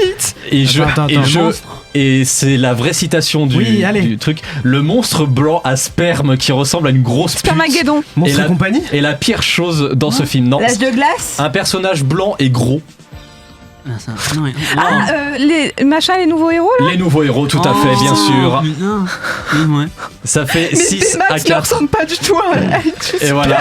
Et ben pour lui, c'est un monstre blanc à sperme qui ressemble à une grosse pute. Les gens sont c'est littéralement Alors, les gens sont fous. Question numéro 8. Le jeu des synonymes. Quel film se cache derrière ces synonymes? Si je vous dis moyen de locomotion payant avec chauffeur, 4ème du nom. Taxi 4. Taxi 4, voilà. C'est fait. Merci.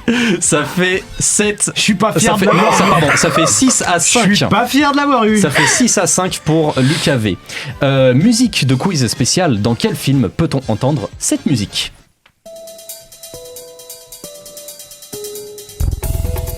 On est sur un film de super-héros. Ah ouais. Je laisse ça. On est sur un film de super-héros du début des années 2000. Ça m'est familier. Avenger. Non, au début des années 2000, X-Men. On est sur Daredevil, on est sur un Spider-Man de Sam Raimi. Ah oui. Et oui, tout à fait. J'ai entendu le truc arriver après. Ça fait 6 partout, c'est très serré, titre. Question numéro 10, casting de film. Donc, quel film possède ce casting? En fonction de votre rapidité, vous aurez plus ou moins de points.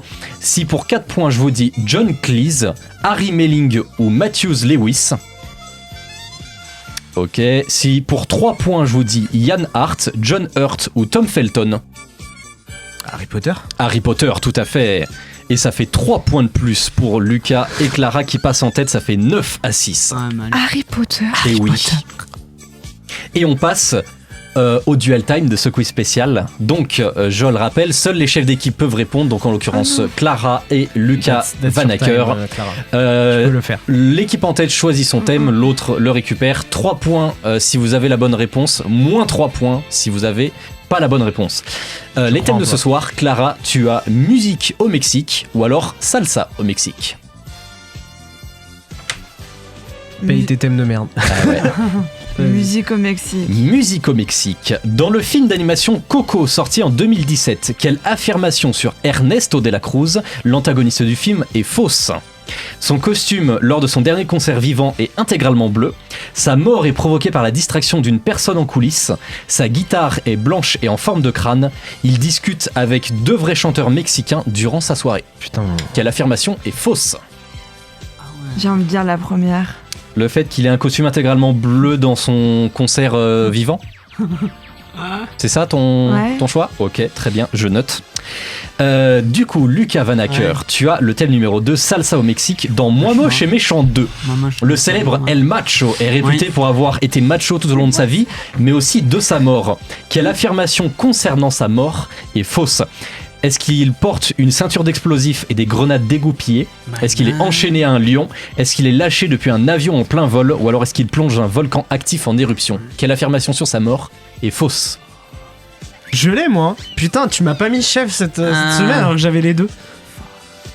Le deuxième c'est? Le deuxième c'est il est enchaîné à un lion. Je répète, il porte une ceinture d'explosifs et des grenades dégoupillées. Pardon. Il est enchaîné à un lion, il est lâché depuis un avion en plein vol, il plonge dans un volcan actif en éruption. Quelle affirmation est fausse sur sa mort?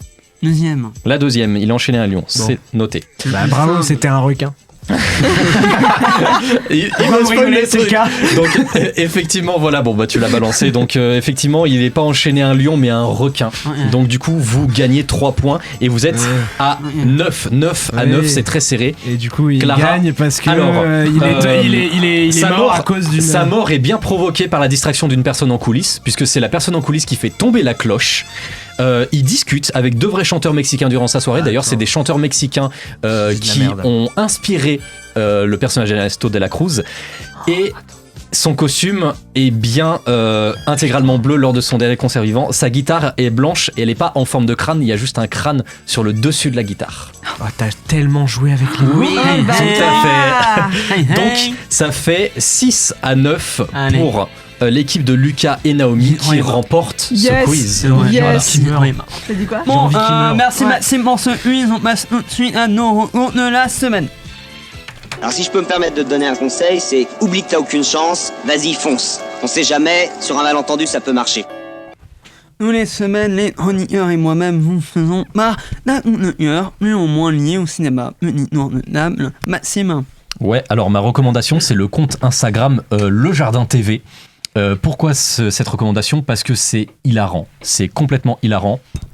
Et pour vous donner une idée, l'animation, ça fait un peu animation de test d'ASSR 2. Et c'est complètement débile, c'est complètement barré. Et ils sortent d'ailleurs un nouvel épisode samedi, si je dis pas de bêtises. Ils en ont fait une story d'ailleurs.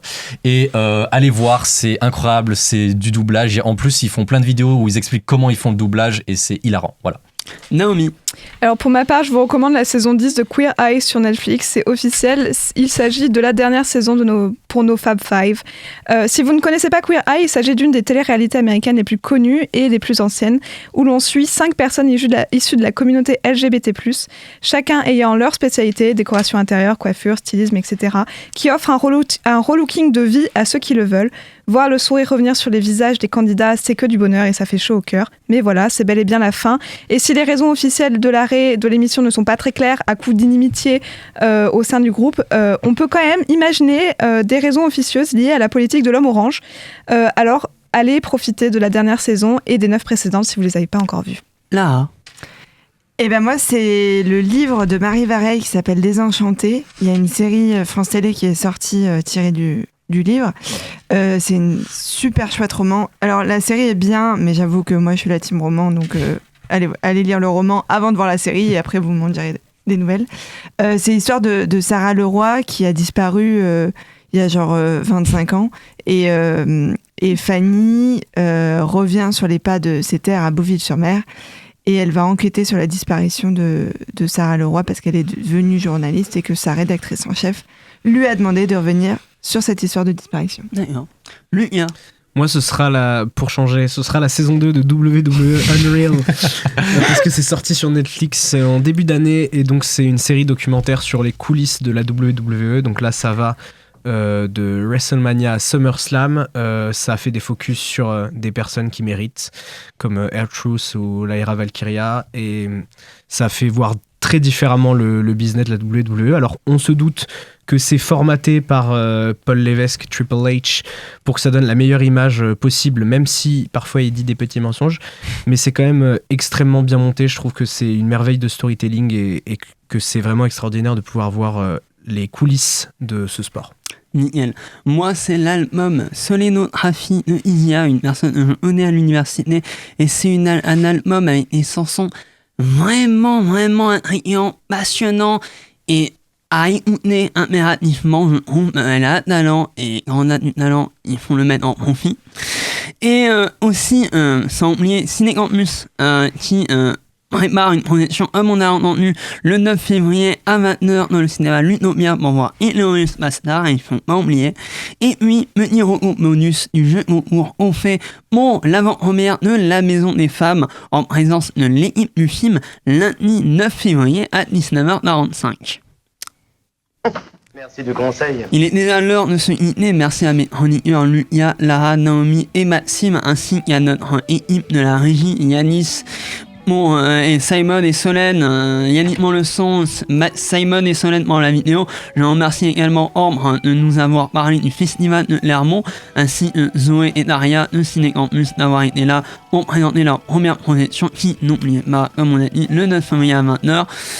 Si l'émission vous a plu et que vous voulez continuer à nous suivre, n'hésitez pas à nous retrouver sur Facebook, Instagram, ainsi sur YouTube et toutes les plateformes de podcast pour retrouver les replays des émissions. Sur TikTok aussi. Et sur TikTok, soit pas fou. La semaine prochaine, notre cher cinéphile Jonathan sera à l'animation avec 3 films: Rental Family de Ikari, The Mastermind de Kenny Richard et retour à Silent Hill de Tristan Gans.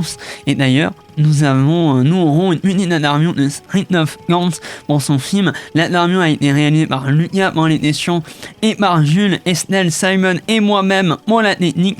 Je vous promets une belle discussion. Pour terminer l'émission, j'aimerais vous plonger à La Réunion, une île que j'ai vécue pendant des années.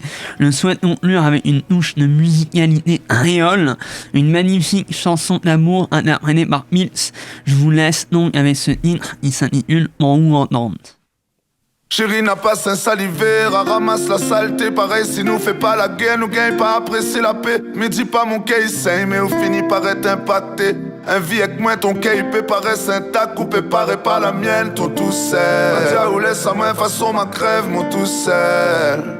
Mais où la reste la même, comme mon maloya, où la reste la même. Tout ça m'a jamais dit yao, c'est ça mon caï demande. Est-ce que vraiment nous aimons nous, ou bien nous encore train d'apprendre?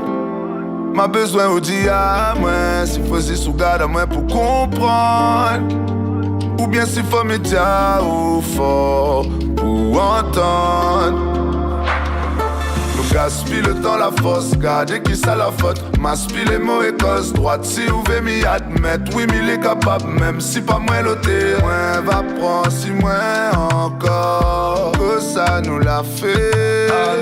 Pareil, n'a plus les mots. Pourtant, faudrait nous essayer un coup. Et à nous, ça n'a jamais dit à nous. C'est ça notre qui demande. Est-ce que vraiment nous aimons nous, ou bien nous encore train d'apprendre? M'a besoin au dia, moi, s'il faut si sous garde à moi pour comprendre. Ou bien s'il faut me dire ou fort pour entendre. Demain à voir vraiment, si nous aimons nous comme hier. Qu'on aura plus gros billets, qu'on faudra compter nous-mêmes pour continuer. Ici nous fait confiance, là où va donner à nous la force. Façon on apprend la science pour ça. Mi aime ou encore, mais ça m'a fini tiao. C'est ça mon cœur demande. Est-ce que vraiment nous aimons nous, ou bien nous encore train d'apprendre? M'a besoin ou dit à moi, si la cité ou garde à moi ou comprend. Ou bien s'il faut m'y dire encore pour entendre. Yeah, yeah, yeah, yeah, yeah, yeah, yeah, yeah.